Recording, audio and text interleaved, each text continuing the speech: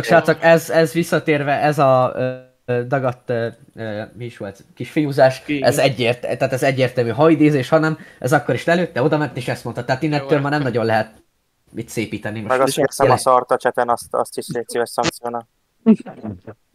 Ezt kiírta és miért amúgy? Mi csináltál, Roli? Nem hallottam. Szolgon. Ki írta?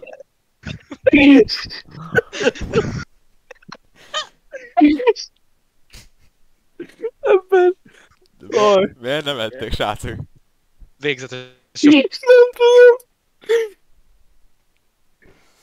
tudom. Ez olyan mit írt a cigány Deur? Az mit írt amúgy?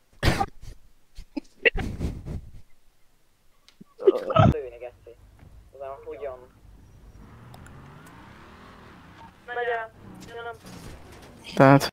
Party után jön az after party és after party után azt mondja Arni pattanjunk gyorsan be a Mercibe, nekünk nem parancsa senki sem. Na most figyeljen, mert itt a fekete vonatos beat, aki az Arniló rapper. Ő egy igazi gangster, és nem egy hangember. Kezében a fegyver és lő, ha kell, és dől a lé, ha kell. Törd már át a BM-re. Vigyázz! Ez égni fog?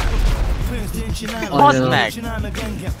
Kurványának, Gangster úgyse jut fel oda, csak a királyfi tudja, hogy nehéz a korona, mert a pénznek nincs rokona, csak is szaga, és azért van már a mi zsebünkbe benne a java. Bang, bang! Fú, most belefingok a mikrofonba, geci.